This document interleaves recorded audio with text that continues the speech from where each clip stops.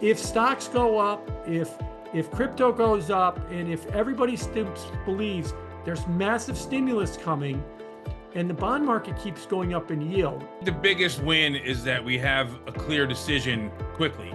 My data in the 2025 Almanac shows that Republican Congresses are what matter most.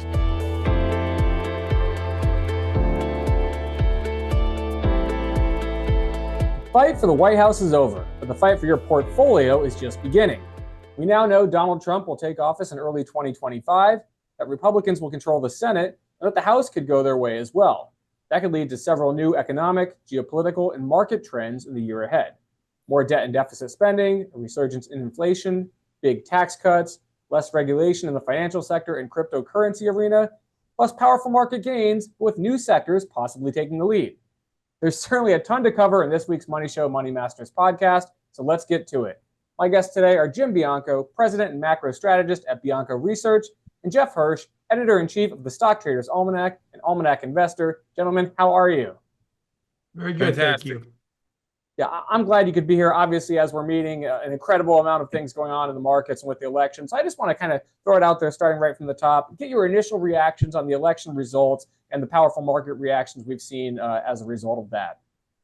The markets, I think, are looking at a Trump victory, the Senate going Republican, potentially a red wave with the House staying Republican, although at the time of recording, that's still an open question, but it's kind of leaning that way, as being very stimulative. Tax cuts, deregulation, and maybe even tariffs. And so we're looking at an economy, wherever you thought the economy was yesterday, that you should be upgrading your outlook for the economy today. And that's why I think you're seeing two things happen at the same time. And you're seeing a giant move higher in equities, especially driven by small cap equities that are up, they rustle up 5% at one point today. Yeah. On the idea that, there's going to be more people buying stuff, and there's going to be more earnings. And you're seeing a massive rise in yields. The 30-year yield was up at 1.26 basis points in the day, the most that we've seen in a single day since 2020, on the idea that this massive stimulus brings about with it a very real risk of inflation at a time when the Fed is promising to add to it by cutting interest rates literally the day after we're going to record. And I think the market's trying to tell the Fed that that's a mistake, but they're not listening and they're going to do it anyway. So that's why you're seeing this massive move up in yields and up in stocks at the same time. Jeff, how about your big picture thoughts there? I think the biggest win is that we have a clear decision quickly. My biggest concern, and I know a lot of the concern out there, was that this would get drawn out. Pretty sure we knew. I went to bed a little early thinking I wouldn't have to, we wouldn't get a decision at night. Woke up, before dawn like I do. And here we kind of knew that it was, as Jim said, pretty much a red wave. My data in the 2025 Almanac shows that Republican Congresses are what matter most. The market combination of a Republican Congress and a Democratic president averages about 13% for Dow and S&P, about 15.6 for NASDAQ. I think the deregulation is what's driving the small caps, the promise for the more ease of doing business. And in general, post-election years are better than they historically were, where since 85, it's the best year of the 4-year cycle. On average, 17.2%, but up 8, down 2. I really think the decision is clear. I'm concerned about the Fed tomorrow. I thought they should have done a quarter. I'm not sure why they went 50 to show off or something. Maybe that will, with all this inflationary stuff in the bond market, as Jim's saying there, being up there, maybe that'll give them pause. Maybe take a little air out of the market. This is a big, rally. Crypto's up huge. I can tell you from our vantage point, we've been expecting a fourth quarter rally. There's something that I refer to when an unpopular incumbent loses, is something called the ding dong, the witch is dead effect. I know Biden stepped out a while ago, but I think a lot of the country was troubled by where we were. So this is a bit of a celebration that we've got something new here, at least from Wall Street. I know, Jim, you've been talking about the betting markets for the election. You did some nice posts, some nice work on that. Amazing how accurate they ended up being. I mean, it was I don't know, fun watching them change with the results coming in last night and how much closer to the truth they were than the actual pollsters. I'd love to hear your take on that. I mean, it really, just sort of mirrored the way the night was going with the and what that I mean, predicted versus Kalshi and Polymarket, I guess, are the three main ones, all going in the same direction as it was evolving.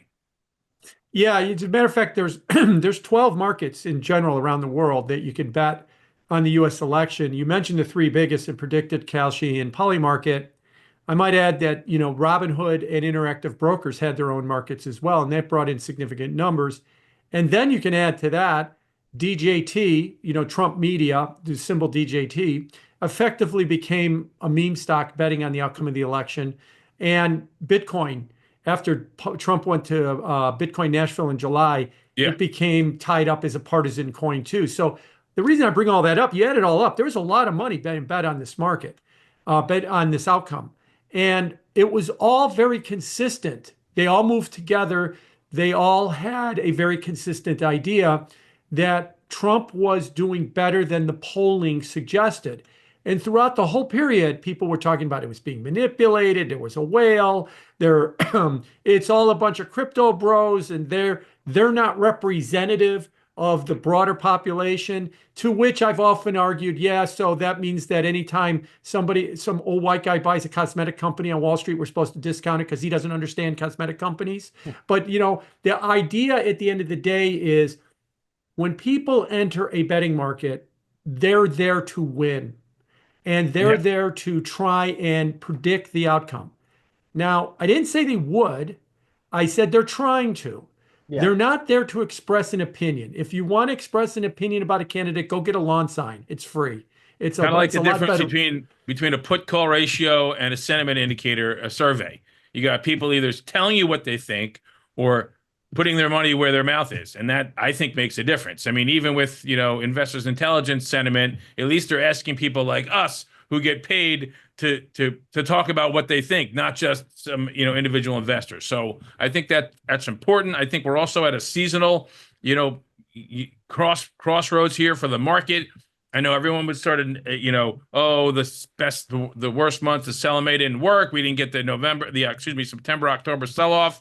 Well, in my book, when seasonalities, when the market does something different than the seasonality, whether it goes up when it's bearish or down when it's bullish, you've got other forces that are more powerful at play. And when that period's over, those forces are going to really have their say and take over. So I'm seeing the potential for some really bullish, forces pushing the market, not just the election year, not just, tech, and not just the economy, which has shown quite resilient, or the interest rates, but also the macro trend of AI and the tech boom, the stocks that came through my screens. Most recently in our basket were these sort of auxiliary stocks, in addition to some of the other ones that we were talked about over the past year that are like air conditioning and electrical companies that are benefiting from the build out of the data centers and all that stuff. So this is what I call a culturally enabling, paradigm shifting technology that changes the world and changes everyone's lives individually, and it's just in the early innings. So we're seeing that on top of it. I definitely want to talk about some stocks and sectors, but one thing I wanted to ask first is, the immediate post-election reaction to what you think is durable. I mean, we've seen dollar up, treasuries down, Bitcoin up, stocks up with small caps leading, and on and on. These are the Trump trades, whatever you want to call them. Which of those do you think, and I'm kind of curious about gold especially, which of these do you think are durable versus which of these do you think, you get the big move and then maybe they kind of fade as we roll into the new year? So I'll start, and I think that probably the most durable trade is the dollar and yields. Dollar, if you actually overlay the dollar index with the 10-year yield, they're the same thing. And they've been the same thing for a couple of years because interest rate differentials seem to drive the dollar's movement the most. When yields go up, the dollar goes up. When yields go down, the dollar goes down, and yields are up a lot. And this gets to something Jeff was saying too, is like I get it, deregulation. I get it, tax cuts. I get it that we've got AI and we've got a big macro boom. So what gets in the way? What gets in the way of of any of that or all of that is inflation. Yeah. Is if I stuff everybody so full of money that they go out and they start spending it and they start bidding up the prices of everything from the cost of getting your plumber to fix your toilet to a new car. And then we have inflation.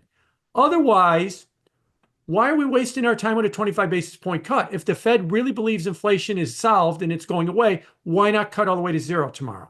Well, the reason you don't do that is you're afraid that you're going to spark such a stimulative boom that you would get inflation. So at some point, there is that potential fear of inflation. So if stocks go up, if crypto goes up, and if everybody believes there's massive stimulus coming, and the bond market keeps going up in yield, I'll go back to that famous Jim Carville line. And when I get reincarnated, I want to come back as a bond market, not a 400 hitter, because you could scare everybody. Higher interest rates have the ability to end all of this. Now, 445 in the 10-year note, which is where we are right now, that might not be the level that's going to end it. But if we keep doing this with higher interest rates, that could be the one thing. Otherwise, like I said, if you don't believe inflation's a problem, then why doesn't Jay cut rates to zero tomorrow? I mean, what are we wasting time for? Because if there's no inflation to stop this, then why are we holding back anything at all? The reason we hold back is precisely because we're afraid if we go too far, we're going to create inflation. And this big rise in yields we've seen, the 10-year yield is up 80 basis points since the Fed cut on September 18th. This is the biggest rise ever in yields. No one at the Fed thought on September 18th, hey, we're going to cut rates. And you know what's going to happen? Mortgage rates are going to go up a full % over the next 2 months. And that's pretty much what's happened. They thought the opposite was going to happen. Why are mortgage rates up? Because Treasury rates are up. Why are Treasury rates up? Because the market is saying to the Fed, we don't need monetary stimulus. We got a decent economy. Now that Trump's been elected, which they kind of thought, if you looked at the betting markets, they were leaning that way for weeks. We're going to get a lot of fiscal stimulus. We don't need any more. And Jay, you were talking about cutting hundreds of basis points, rates by hundreds of basis points between now and the end of next year. Unnecessary. And that's what the market seems to be saying. And that's what the reason it's worried about that is because all of this could produce inflation in 2025. Yeah, Jeff, I'm curious about your thoughts there too. I mean, again, as you look into the rotation into small caps, the fear, I know Eddie Denny's talked about the melt up scenario being one of those things that he's worried about with excessive Fed stimulus and of course the post-election reaction there. What are your thoughts on that? I mean, I think the stock market and the stocks are going to keep going up right here, especially over the next few months. This is the sweet spot for small caps, November to January, as well as crypto. I mean, full disclosure, I'm long all that stuff. We had our seasonal buy signal in October. We're in sectors, the market, stocks, crypto. I just hope the Fed, as Jim is alluding to, listens to the bond market. We did some digging over the years, and the Fed was put in place to have guardrails, not to dictate to the bond market what's going on. The bond market is the smartest thing out there. It's telling the Fed to we don't need stimulus. We don't need monetary stimulus. Back in 81, when we had that big inversion a couple of years ago, that was the biggest since 81. Yeah. Back when the rates were like in the upper teens. There's in the minutes you hear Volcker talking about we're going to keep interest rates between 15 and 21%, 15 to 21%, not 4 or 5. Unless the bond market, pushes it out there, then we'll make some adjustments. So they need to be listening to the bond market and making adjustments based upon what the bond market is telling them. And I would venture to recommend that they don't cut tomorrow, that they pause, reevaluate, become data dependent. And if they're seeing the 10-year and the mortgage rates and all this movement as we're seeing here, let's pay attention. The economy's strong. It's proven resilient. And we have the potential for some serious inflationary activity coming on with the stimulus and deregulation and the animal spirits getting excited. Yeah. So let me just jump in real quick. Sure. Jeff, you're right. I would argue they shouldn't cut tomorrow, but Jay Powell's put himself in a terrible position. He cut 50 basis points after Labor Day in an election year. He changed policy because they were holding and then he went to cut. That's the first time they've ever changed policy. They could continue to cut if they were, but they changed it by cutting, and he went the extra mile of 50. If he was to hold tomorrow, he would open himself up to legitimate criticism that he was partisan. He was trying to get a certain candidate elected, and now he's going to try and punish the candidate that got elected. Do I think he's doing that? No, I don't. But he could also defend that by saying he wanted to get, instead of doing 1-1-1, he wanted to get 2 out there and see where things, how the market reacted as well. I agree. Like I said, do I think he was being partisan? No, I don't. But he put himself on the rack to get punished over this by doing it in this format. He's supposed to be politically savvy. That was not a politically savvy move. So now he's in a tough spot. Even if he cuts tomorrow, which the market is putting a 97% chance he'll do it, and holds in December, he could still be subject to that same argument. You tried to get a certain candidate elected through monetary policy, and then when a candidate that you didn't want got elected, you're not going to stop that and maybe even turn around and punish with higher rates. And so this is terrible that the Fed did this, and this is a self-owned goal by Jay Powell on this all the way down the line. He should have known better, but he went ahead and he did it anyway, and now he's going to have to pay If he had the just price. cut a quarter, it probably would have been okay. Yes, Because that's what the bond market was telling him to do. Right. It was the 50 basis points in and of itself is not the problem. It's the signal. The signal is we are going to cut a lot. And here comes a lot of cuts through 25. Okay. Then immediately after that happened, the 500 PhDs at the Fed do what they do best. They got the forecast for the economy completely wrong, and it wound up being much better than they thought. And now all of a sudden, they're going to have to start to back off of it after the election. So it was the signal that you sent. If you'd cut 25 basis points, that would have sent a far different signal than starting with 50. And you did it 6 weeks before the election. And that's why he put himself into this position. I personally think, I used to argue the biggest mistake Powell made was in 2021 when he used the word transitory about the big run-up inflation. This one might be worse. It's still kind of a work in process. But, as far as getting this policy wrong right now and trying to extricate himself from it, and he might wind up cutting interest rates just so that he can save face, which then just puts the market further offside. So it's going to be interesting to see how he explains this one tomorrow. Yeah. Guys, let me go back to that sort of sector argument and names, if you want to name any specific names. I know sometimes you do, sometimes you don't.